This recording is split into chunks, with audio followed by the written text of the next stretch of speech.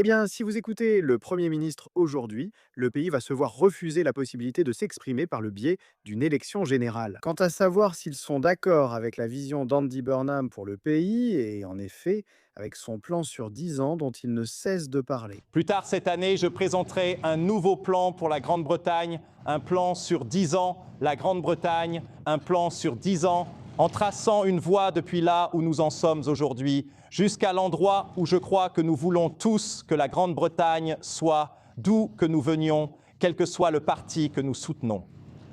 Le Parti travailliste semble avoir peur. Je vais quand même expliquer que je ne suis pas tout à fait convaincu par ce que nous avons entendu aujourd'hui, mais ce que nous savons, c'est que, après que Keir Starmer ait beaucoup insisté sur les accords qu'il ne pouvait conclure que parce que le Royaume-Uni a quitté l'Union européenne à cause du Brexit, vous avez maintenant une politique d'achat de produits britanniques. Encore une fois, cela n'est possible que parce que nous avons quitté l'Union européenne. Le pays fait face à des menaces très importantes et bien réelles. J'ai évoqué hier le fait que l'Iran a été surpris en train d'envoyer des agents présumés à travers la Manche sur des bateaux interceptés par les autorités britanniques. Mais il s'agit là d'une menace très réelle pour la sécurité nationale. Et juste pour vous rappeler la position des partis à ce sujet, Nigel Farage a effectivement soulevé ce point. Et je dois dire que j'ai trouvé la réaction de certains membres du Parlement absolument honteuse, surtout compte tenu de ce que nous pouvons clairement voir se passer en ce moment. Nigel Farage. Oui, merci, Madame la vice-présidente. La ministre de l'Intérieur sait que, il y a 5 ans, j'ai averti que si nous ne quittions pas la CEDH et ne renvoyions pas immédiatement ceux qui arrivaient à Douvres à bord de petites embarcations, il y aurait une invasion. Et bien sûr, j'avais raison. Aujourd'hui, 600 jeunes hommes supplémentaires ont déjà été traités à Douvres. Peut-être qu'il y a parmi eux un terroriste iranien. Qui sait ? Le ministre de l'Intérieur reconnaît-il que leur politique de démantèlement des gangs est un échec total et complet ? Si tel est le cas, pourquoi devrions-nous croire quoi que ce soit d'autre de ce qu'ils ont dit ? Et regardez, les travaillistes n'ont absolument aucun contrôle sur les bateaux, pas plus que les conservateurs. En fait, si vous regardez ces derniers jours, vous pouvez le voir. Le 22 juillet, 172 personnes sur 3 bateaux. Le 23 juillet, 366 personnes sur 3 bateaux. Et le 24 juillet, 103 personnes sur 2 bateaux. Et le 25 juillet, 240 personnes sur 5 bateaux. Donc le Parti travailliste, tout comme les conservateurs, refuse complètement de faire ce qui est nécessaire pour arrêter cela. C'est une honte absolue. Et pourtant, bien sûr, on parle toujours d'une possible élection générale parce que vous voyez, le Parti travailliste annonçait des mesures à la hâte. Andy Burnham essaie clairement de profiter d'un effet de rebond et les gens spéculent sur cette élection générale anticipée pendant l'état de grâce. Ce qui est vraiment intéressant maintenant, c'est que si vous regardez le sondage Surveillation qui est sorti, ce que vous pouvez voir ici, c'est en fait Reform qui gagne 2 points. Donc Reform progresse, le Labour progresse, les conservateurs reculent, ce qui clarifie encore une fois que ça va être un duel. Vous pouvez voir que les Lib Dems sont loin derrière, avec Dix les conservateurs à 19, les Verts à 8, le SNP à 3 plaids, Simru à 2, Reform à 1%, et vous pouvez voir là Andy Burnham constatant le soutien du Labour à 25%. C'est leur meilleur sondage depuis 10 mois, leur meilleur en 2026. Alors, est-ce que ça va vraiment s'améliorer pendant l'état de grâce ? Avec Burnham qui promet toutes sortes de choses, sans avoir encore eu à justifier ou à expliquer comment il va pouvoir financer tout cela. On lui a posé la question à ce sujet aujourd'hui sur la BBC. J'ai trouvé cela très intéressant. Vous êtes très occupé comme Première ministre et notre temps touche à sa fin. Vous affirmez pourtant que votre accession au pouvoir sera le plus grand changement du pays depuis 40 ans. Le fait est que 25 000 personnes ont voté pour vous à Makerfield. Les 48 millions d'électeurs de ce pays n'ont pas eu l'occasion de donner leur avis sur aucun de vos projets. Écartez-vous la possibilité d'élection générale avant 2029. Il n'y a pas eu d'élection générale anticipée. Et ce que je voudrais vous dire, c'est que plus de 20, combien de millions de personnes, venez-vous de mentionner, ont voté pour un programme. Nous sommes dans une démocratie parlementaire. C'est donc pour cela que les gens ont voté et je respecterai cela. Ce programme.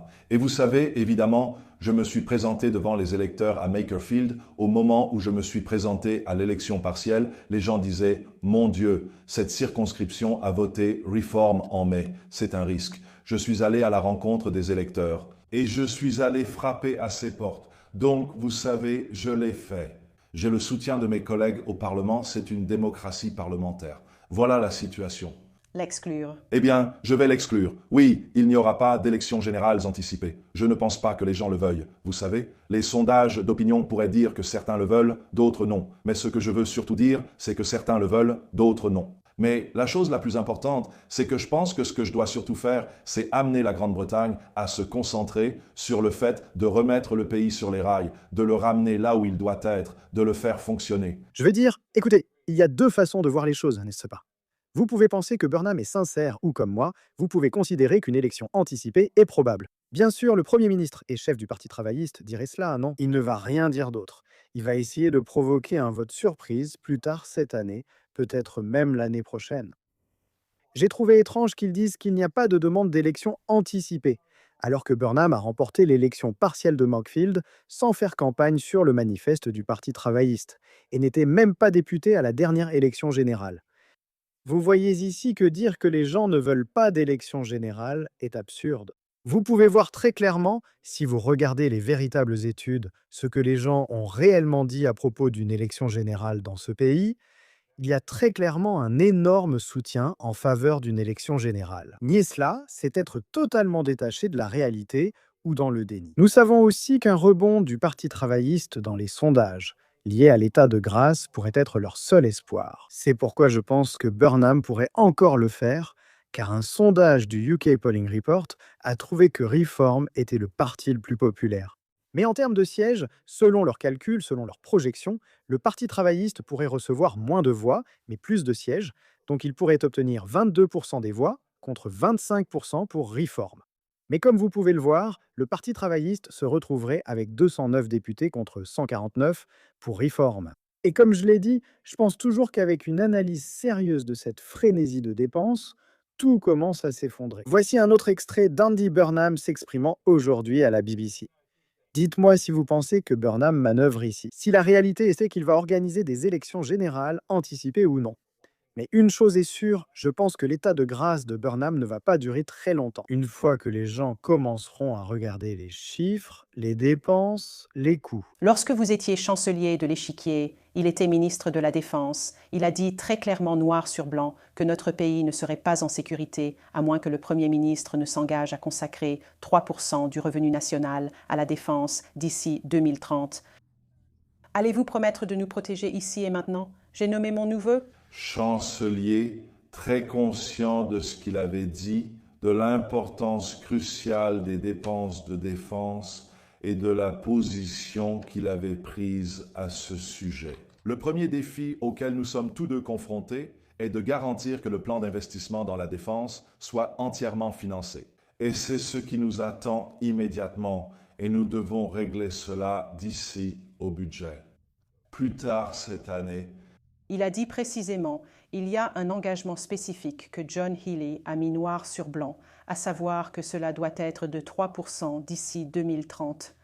Allez-vous vous engager ou pas encore? je suis absolument engagé envers ce que nous avons promis à nos partenaires de l'OTAN et c'est mon engagement. Maintenant, nous devons trouver la manière de le faire. Mais moi, je ne veux pas que la Grande-Bretagne soit considérée comme un pays auquel on ne peut plus faire confiance.